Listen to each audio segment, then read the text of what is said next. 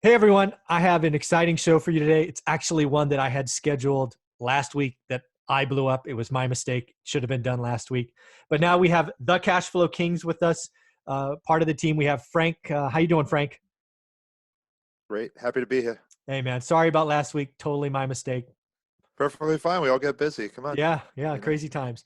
So Frank, why don't you do me a favor? Introduce the audience to who you are, what you do, and a little bit about the Cash Flow Kings, as I know we're going to talk about a lot of great things today. Sure. So Frank Padalano, I was a full-time school teacher for about 17 years. But for the last 10, I started to buy some smaller multifamilies and single families and gradually got to the point that I was able to leave teaching. My wife is still teaching. And basically, I just did that in June. And sometimes it's questionable whether it was a good decision, especially with all the craziness going on at this moment. But no, we're still working on deals and we're still making money. We'll figure it out. And you just got to be out there and keep hustling every day. And then the Cash Flow Kings is just a real estate educational company. We have podcasts. We do some meetups and some events. Though all the events are getting canceled for the past couple weeks.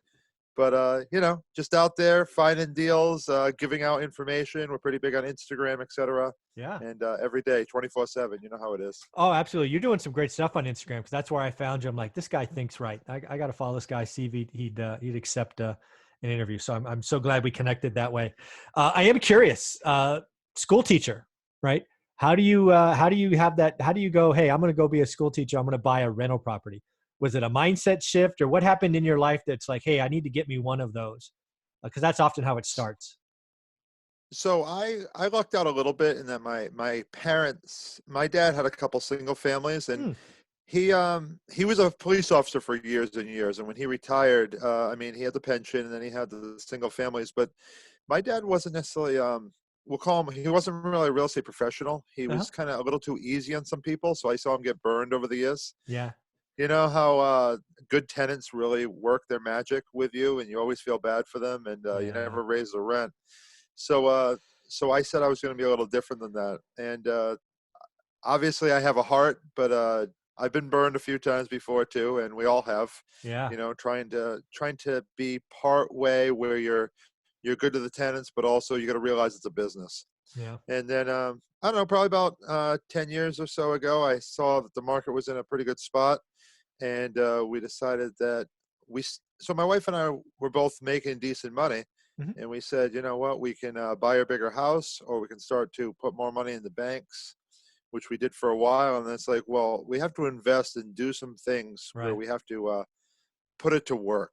So by putting it to work, we decided to buy a triplex Oh. in Providence, Rhode Island. It was a foreclosure, and we did it with traditional financing, the 25% down, Hmm. everything else. But Yep. it's funny because people think, oh yeah, you must have made so much money. And for the first 5 years, we really didn't make any money on that property, because even though we bought it cheap and the rents were low, but it's always a struggle. People don't put enough risk when they're figuring in buying a property. Yeah. So one year we had to replace the roof. The next year was a heating system or two. The next year was just a real bad tenant that we had to kick out and do a full rehab of a unit. So, Yeah. all that profit that you think you have gets eaten away for the first couple of years. I'm You I'm know, really yeah, I'm really glad you talk about that because again, 2010 when you just throw it out there, hey, 2010 I bought a triplex. Everybody's going to go, "Damn, good timing, right?" I bought a lot of stuff in 2010, but just like you, it was years until they were truly cash flow, right? Because yeah, absolutely. So, so we bought that first one in 2009, but then in 2010 we bought two more triplexes, oh wow. and we didn't really, like you said, we really didn't make that much money the first couple of years. Every market's different, and the numbers are meaningless in different markets. But on that first one, we paid about 129,000 for it, Okay. and the first floor was 650, second floor was 625, and the third floor was about 600. So it sounds like it would be a decent cash flowing property, but we also have higher taxes in Rhode Island, Mm. and and I can't complain. It's a decent property. We still own it, uh, but just to make it people realize that if they're out buying something, whether it's right now or back then, it does take a while to start generating some cash flow from it. Yeah, and again, it's so what people don't really know is they do focus on the purchase price, but as an experienced landlord, it can be years because it is the make ready, it's the turns, right? That's why I laugh. I laugh when Jonathan Twomley, for those that don't know, we both know, talk about C-class apartments doing well in a recession. I'm like, you idiots! You know how many turns and evictions you're going to have? Yeah, your occupancy or economic occupancy, well, occupancy will be high, but your economic occupancy is going to be low. And I got tax returns to prove it. Yeah, Uh, right. yeah, Oh, definitely. The turnovers. I mean, we luck out. Most of our stuff is right in that C plus B minus line. yeah, But yeah, you could still have some people that are trying to move out of those D neighborhoods, yeah, and sometimes they take a chance on them, and sometimes they work out, and sometimes they fall back into some ways that they should never have moved into a yeah, different class apartment in some ways. And we've had a few issues where we've had the police called and everything else. But yeah, overall, we have decent units. You yeah, know. yeah. I'm curious, Providence, Rhode Island. I call it Section 8 out here. I don't know if that's the same thing for you. Basically, housing assistance. Is that something that you have in your portfolio? Yes, no. What percentage? So as of this episode, I wish I had more of it. Yeah. But no, actually, we've been very much. It's not that are we against it a little bit from a philosophical standpoint, perhaps, but we've accepted a few over the years, but usually not. Our goal is to provide decent housing for people that are working their butts off each and every day to try to be successful, Yeah. and it's worked out that we're about 95% without any type of government assistance. Okay. Most of the stuff that we have, if there is Section 8, it's usually things that we've bought the property, and Yeah. we're not going to kick somebody out that's a decent tenant. I mean, like I said, I don't have anything wrong with the person. Yeah. I'm just not a fan of the system. Yeah. So that's something that I have 30 to 35% of my decent pile of units are Section 8 or some kind of housing assistance. It kind of matched my person as I was growing up. That's kind of where we were. So feel like I had to give back to say thank you for what we have now. But yeah, I won't lie. It's a good feeling to know that 30% of my income is going to show up on the first, no matter what. There you go. Well, the good news for us is we have cash reserves. So Oh yes, of course. even if 0% of our income doesn't show up for about 2 months, 3 months, we'd be okay. After that, I'd start to get very worried myself. Yeah.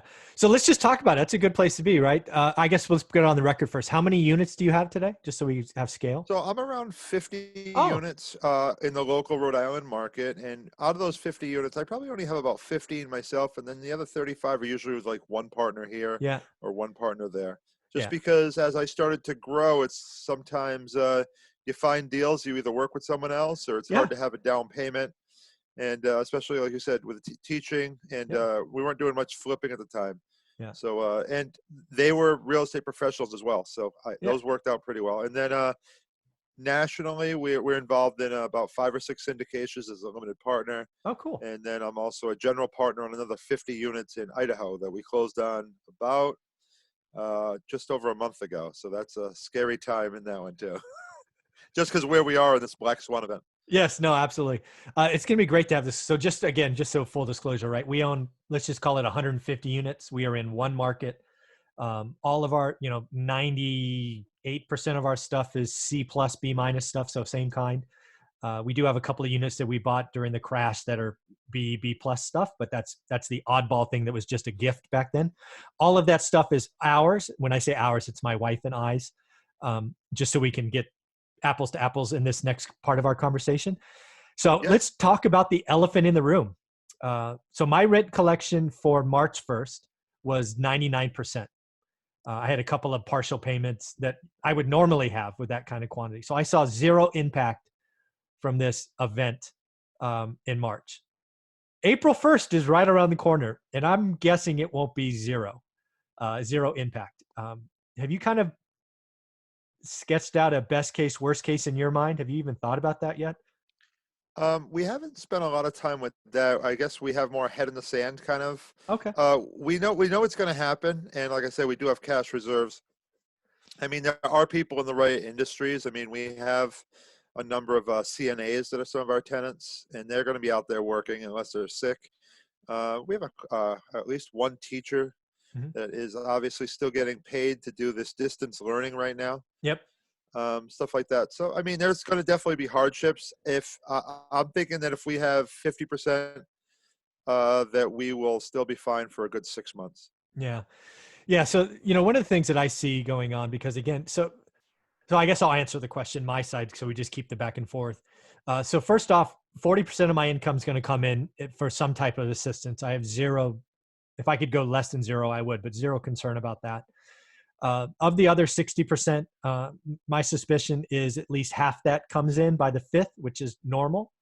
Um, so, I envision 30% of it being, partial payments and all of that. So I've already come out and said I expect to receive only 90% of the rent uh, by the 7th, right? The 5th is a day, you give a 3-day notice, blah, blah, blah.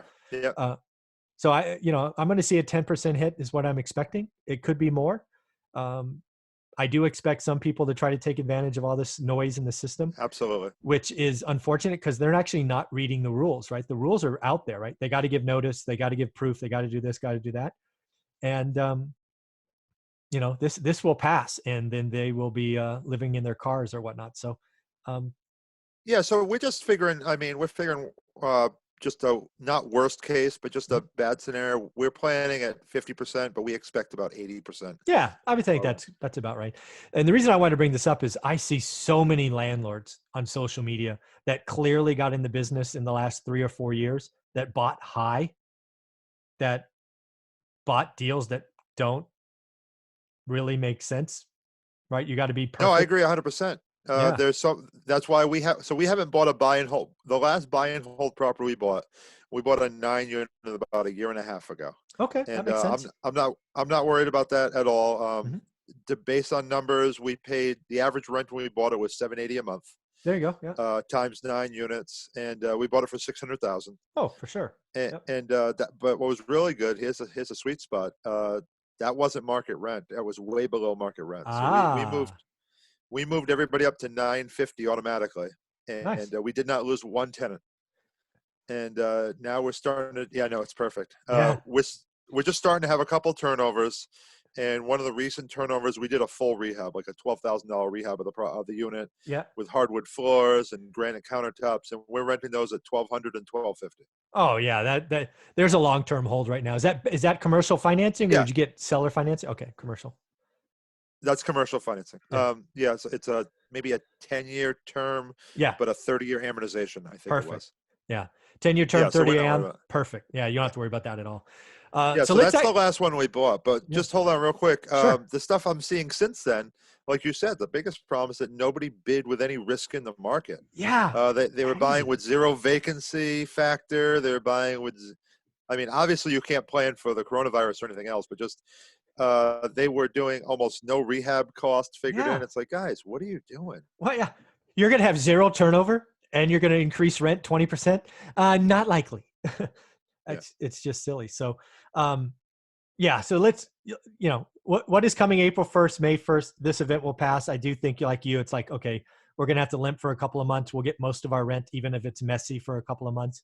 But again, owning cash flowing rental property with fixed rate debt in what has to be an inflationary environment the next decade, it's the best thing to own. Hard assets are going to be the best thing to own, um, in my definitely. It's opinion. kind of like Winston Churchill, I think, or somebody said it about democracy not being the best type of government, but it's the best one we have right now. Yeah, It's the same thing with real estate. I mean, that's great. Yeah, I have some stocks, I have some gold, I have some other things too, but there's nothing that competes with real estate right now that I've seen.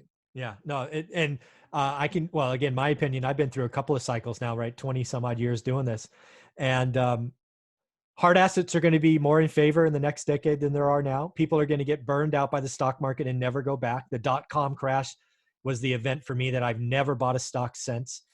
So that's going to be more people, and they're going to be more people. And also, we're going to be increasingly a renter nation. We have the '08 Definitely. Great Recession, which is a real estate depression. We have this now Black Swan event. It's just going to prove to more people, you know what? I don't want to own. I want to rent, which is going to be absolutely the wrong thing to do long term financially. But it's going to be great for us. Inflation is going to come in. We're going to have fixed rate debt. Rents are going to go up. Values are going to go up. My balance sheet's better. My cash flow is better. I mean, we just You have to can suffer for 2 months. you can slap me later. I did buy a few $1,000s worth of stock in the past week. Ah, well, everybody can gamble. I'd consider that Vegas money. It's okay. There you go. Well, my philosophy is so about a year and a half ago, before I left teaching, I saw myself as being 98% invested in one market, Yeah. Rhode Island, and I considered Rhode Island. CNBC called it tax hell, Ah, worst place to start a business. Out of the 50 states, at I didn't 50th, know that. or Yeah. yeah. So I had to move some money out. So we've actually been in more sell than buy in the past year. And Oh, I mean, we haven't sold a lot, but we've sold a couple single families just sure. because if they don't make the 1% rule, what's the point in some of them? I mean, they're Yeah. nice to have a few, but we bought a few about 5 years ago because it was the right time and the right place. And now we're Yeah. selling a few of those. And when you buy something for 50, and I mean, you might have put a 50 into it or 100 into it, and you're selling it for 250, Yeah. you might as well move on, Well, I got to tell especially when it you, was rented the whole time. yeah. I mean, if I wrote a book called One Rental at a Time, and there's really 3 points in this that are interesting for folks. One is we got out of our houses in '08. Actually, I think 2007, but we went into apartments because they were undervalued. So we Right. took hundreds of thousands of dollars in artificial equity because people were overpaying and put it in multifamily. Crashes. Oh, we're okay, right? No big deal, right? Because we're in apartments when houses are crashing. Then when the market rolls over, we buy everything we can hand over fist with private money, hard money, all of that. And then the market turns, and then everybody's talking about bigger is better because Grant Cardone is a social media expert. And we're like, you guys are freaking nuts. And we sold tons of apartments. We sold about a third of our apartments in the last 12 months. Our cash reserves are as big as they've ever been. There you go. We could Perfect. go a year at near zero collection and be just fine. But what I'm excited about is our next conversation. In chaos Okay. becomes opportunity, and I have to assume that Absolutely. you and is just like me, knowing our markets, we are going. We are getting pretty excited about what's coming, right? Yeah. Well, I mean, Warren Buffett, doesn't he have a quote about being greedy and being fearful? Yes, he does. So we actually looked at a 5 unit on let's see, today's Friday. We looked at a 5 unit on Tuesday. Yeah. They originally wanted 399 for it. It was down to 369. And then we put in a low ball offer. I mean, I think their magic number was 325, but in this market, we made an offer at 275, There you all go. cash, needs a new roof, and Yep. Whatever. We're willing to pass on it, and they didn't counter us. But my philosophy is in 3 months, They not in will. 3 months, in 3 weeks, we'll put another offer in. Maybe we'll sweeten it. We'll add another $5,000 to the price. You know, You know what I would do is actually go in at 270. Right, go the other it's way. so my philosophy is that we'll see. This stuff with the virus is changing hour by hour. Yeah, it is. No, it is. So You're right. That's true. you know the ups and downs of the emotions of being a real estate investor. So we'll see. But Yeah, I who wonder knows? if it's going to be the same in your market. This is my thesis for my market. So again, I live in the Bay Area, Silicon Valley, but I only invest in Fresno, California. As full disclosure, I think this is what's happening right now. If you're a seller that doesn't have to sell, you take your property off the market or you don't list. Okay, so there goes 30% of the inventory that would normally be on the market. Next, owner occupant buyers, who normally are my biggest competition, don't buy, right? Because they're scared for their job, they're scared for whatever reason. So they go buy. So what's left? The only thing that's left is motivated sellers, which, oh, by the way, for guys like us, they are Perfect. gold, right? They're like the hardest thing to find. I've only found them in 2010, right? Right at the Yeah. depth of this. And they were everywhere. That is coming again. And oh, by the way, the buyers, they're scared to death. So I can write crazy offers. I will write, like in your example, I'm going to write tons of offers at $100,000. I'd be the same way. You want, what was it, 399 to 269? Yeah, 275 all day long. And I can wait. You're Yeah. eventually going to sell it to me. There So you go. it's going to be fun. So that was a perfect scenario because that's a 5 unit. So it breaks out all the owner occupied 1 to 4 unit people. Exactly. And in our market, they're kind of stupid on how they list them. We can't list them on MLS, so they don't know where the heck to list them, even though it's listed. I didn't know that. So it's just in that weird spot where nobody's really looking at it. So there's an opportunity there. But let's see. Besides that, my theory is that right now just like the Bay Area, there's a big housing crunch. Yeah. We still have a desperate need. There's still people looking. Yeah. And so I mean we're listing a single family April 1st. and we expect 4 offers in the first week. You Well, know, that's good. I'm going to reach out to you on by I guess it'd be April 8th, doing my math correctly, and see if that's true. Um, yeah, I don't know. I guess we're going to see. My guess is more on owner. Well, let me ask you this question. So you expect 4 offers in the first week. What would you have expected 2 months ago? 20 offers? at least 12. Okay, so you are Depending scaling on the back. pricing. Yeah. It depends on where you're putting the offer to start. It depends on how aggressive you want to get rid of the property. Yeah. I mean, Okay. that property we bought for 92, we put 40 into it. I think it'll sell for 240. So, and it's been rented for the past 6 years straight. Yeah. So it really doesn't matter. We're gonna make money no matter what on it, or we'll just re-rent Keep it. it. I mean, we Yeah. have it rented now, but I'd rather generate some cash just because I think, like you said, I think we're going down a little bit. Yeah. Very cool. Well, tell me about, everybody likes to hear the story of when you transitioned, right? So first off, I'm sure you spoke with your wife and you made the plan right at the end of this school year or whatever that year was, you're going to be done, go full time. First, tell us about that conversation. Was it easy? Was she like about time, or was she nervous, or, how'd that conversation go when you thought about My wife is conservative and super nervous. it? Okay. Um, I kind of started to float the idea about 4 or 5 years previous, Hmm. but the problem is that with me, it always takes me a long time to do things, even Yeah. if it's buying like a brand new desktop computer, you know. So it's kind of like one of those things that's like I do a lot of research and it takes Yeah. forever. But she was not happy when I told her in January that I was finally leaving in June. Okay. Just because, like I said, she's quite a nervous person about Sure. the concept of making money and how can you make money in real estate. Because don't forget, a lot of the stuff that we do, like with the rentals, I just keep it in the LLCs. Yeah. So we don't usually pull any money out. I mean, the last time we made a major purchase was when we had our twins born 9 years ago. I took 25,000 cash out of one of the LLCs, Yeah. and we bought a van, Okay. a Yeah. used one. Yeah. But besides that, we just keep the money growing. So she really doesn't have a big concept of how big the portfolio is right now. I mean, Ah. it's not that I'm not hiding it from her, No. but just the fact that she's busy teaching every day and we have the kids. We have 3 kids ourselves. Okay. So, always, and we always live on we'll call it, we're always living below our means Awesome. in one way or another. So I'm curious, did you have to eventually at least one time, like, show her a spreadsheet and say, honey, here, this is what's over here? I mean, did you have to go to that route just to make her feel a little better? I never showed her the spreadsheet. I just said that basically this is my plan. Okay. I could always go back if I have to, but I'm doing this because if I don't do it now, I'm never gonna do it. I'm in my Very cool. 40s. Yeah. This is the year. We're not burning bridges. We're burning boats. You know. There you go. Yeah. Very cool. All right. So you make the leap, you get out, tell me about the first 6 months. Cause I know my first 6 months. So I left February 1st of 2018. So just over 2 There you go. years. That, actually, let's talk about the first month. That first month was weird. It was freaking So weird. it's different for me because being a teacher, my wife and kids expect me to already have the summers off. So Yeah.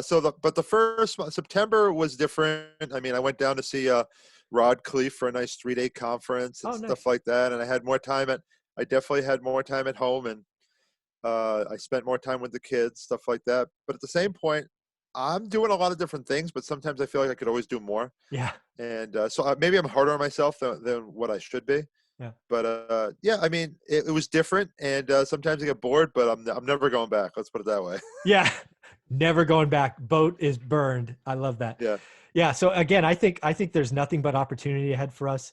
When you know your market, you know your numbers, you have experience.